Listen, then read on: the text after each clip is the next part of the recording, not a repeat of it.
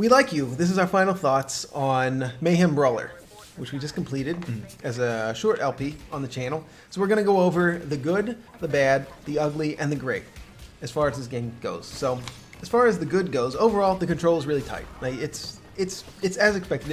If you've played, it's kind of a cross between Streets of Rage or Final Fight.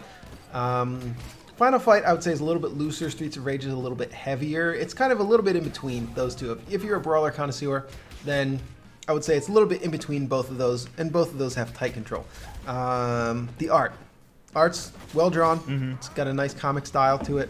There's really, I mean, just look at the trailer, look at our LP if you watched it. Yeah, you can tell. It's well drawn. It's nice. Let's see what else.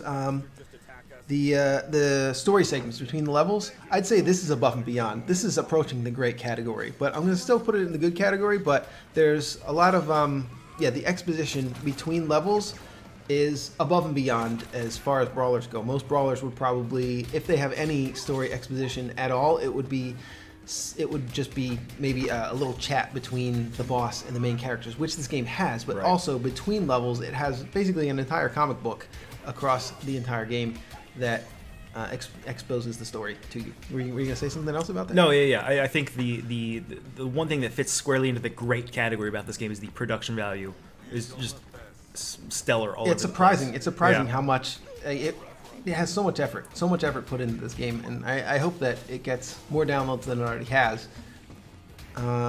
So another thing that's good about the game is the enemy attack patterns.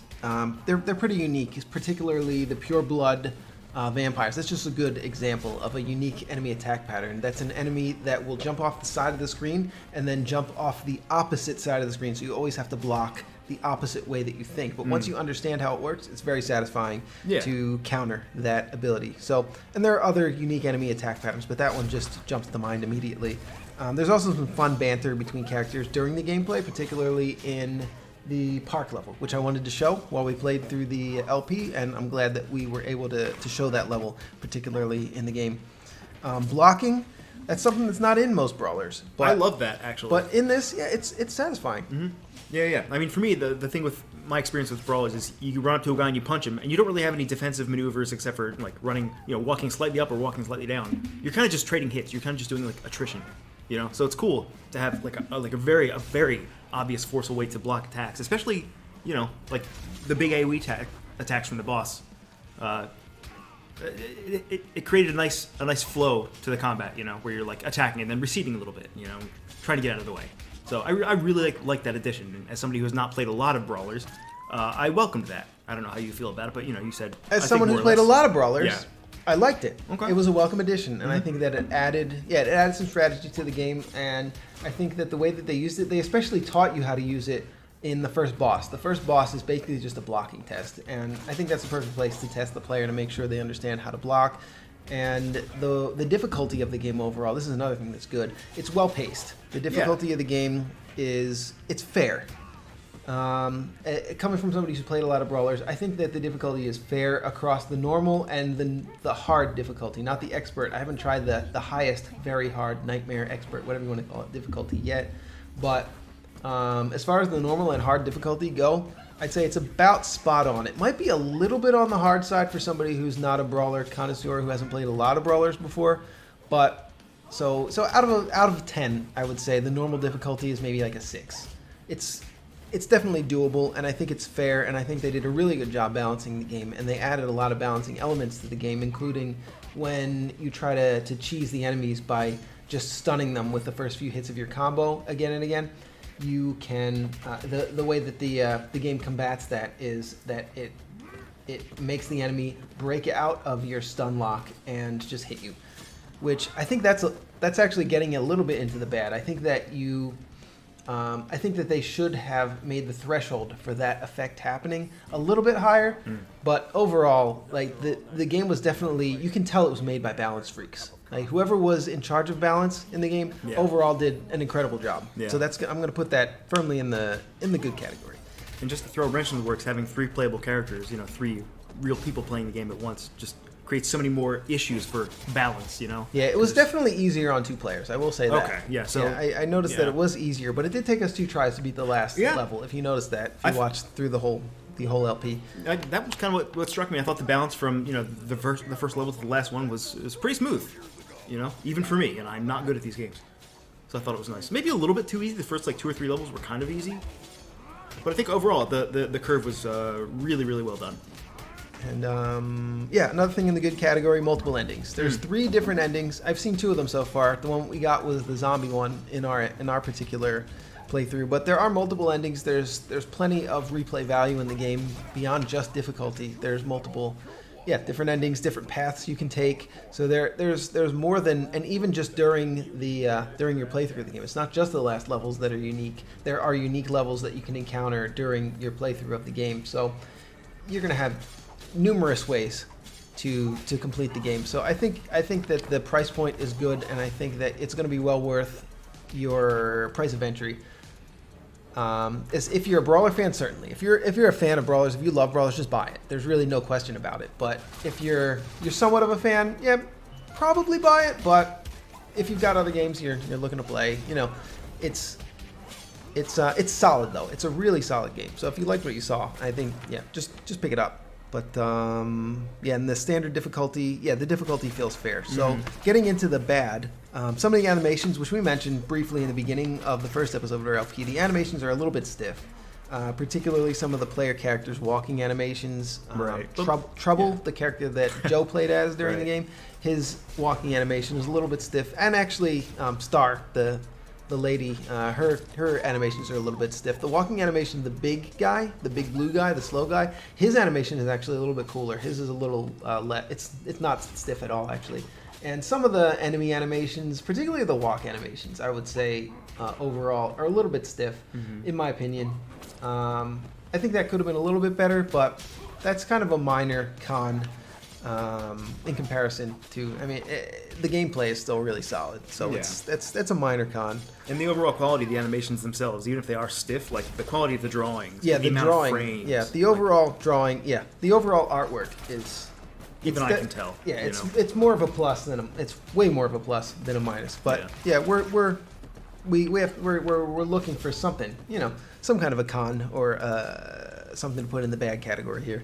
At times, I have noticed that double tapping forward to run is less responsive than other games. I think it's when it might be after you've done another attack, maybe after you've been hit or something.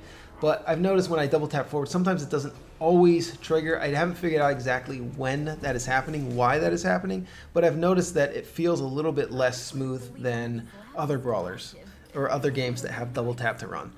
I wish I could give more feedback on that, but I've just noticed that. The combat system is not as complex as some other modern brawlers. Streets of Rage 4 obviously is going to come to mind. I mean, this game, you can't really play this game without comparing it to Streets of Rage 4. Yeah.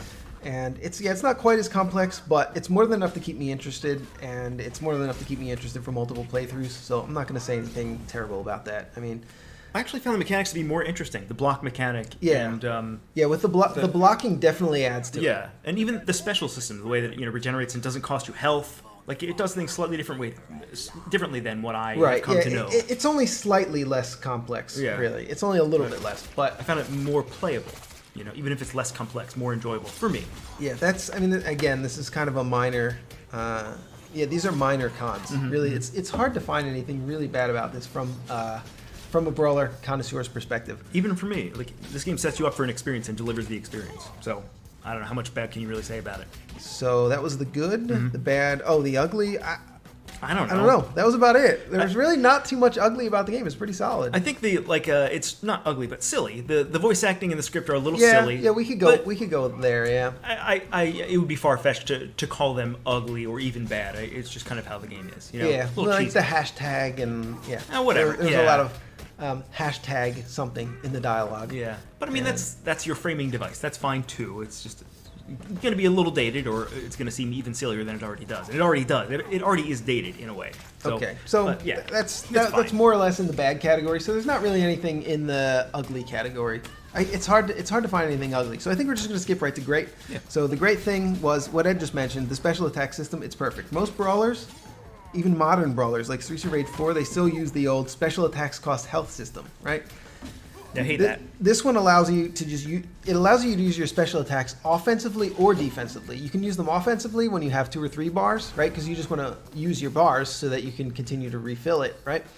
And then when you get down to 1 bar, though, you're probably going to save it and use it defensively. And of course, you can always use it defensively and reactively, but you want to use it aggressively sometimes, which is something that is sorely lacking in most brawlers, and it's something I never really noticed that I missed. But even in Streets of Rage 4, all the Streets of Rage games, and pretty much every brawler, you're almost always just using your super attacks as panic buttons. But in this, you actually want to go in and use those super attacks. And I think that's a really nice incentive. I think that allows for a lot more variety in gameplay. Yeah, it keeps the game from feeling so dry, quite as dry as Streets of Rage, well, for me anyway, Streets of Rage 4, where you're punching, and then you're also taking punches, and like you said, the panic button thing. I think, like I said before with the blocking, it adds a nice rhythm and a nice flow, and receding and attacking and defensive and offensive to the combat. Yeah, so, yeah. Like Edson, like I said, the special attack system, it gets our highest compliments. Yeah. It doesn't break ground necessarily in other genres. Like Diablo uses similar systems, or basically any video game is going to use a similar system. It's almost a mana bar, right? But I'm surprised that someone hasn't decided to use this in a brawler before, and that it's not more prevalent in brawlers at least. Yeah. Maybe somebody used it, I guess, but it hasn't. It's not prevalent in brawlers, so it's definitely in the great category. Also, I just want to add the comic cover. The comic covers that you choose for the levels, they're particularly well drawn. I just wanted to mention that as well. And I think that's going to be it. As far as good, bad, ugly, and great, I think we've covered everything. Maybe bad actually is the name of the game. Doesn't tell you a whole lot about the game. A little generic. And it tells you that it's a brawler. Okay, yeah, it gets the message across, I guess. If you're just looking strictly in terms of pragmatism, sure. But, oh yeah. Yeah, I really enjoyed this game quite a lot, more than I thought I would for a brawler. So what's it called? Oh yeah, which is Mayhem Brawler. Yeah, check it. I mean, you saw it. You saw us play it. If you like what you saw, it's definitely worth picking up. If you like brawlers at all, just pick it up. We like you. We like you.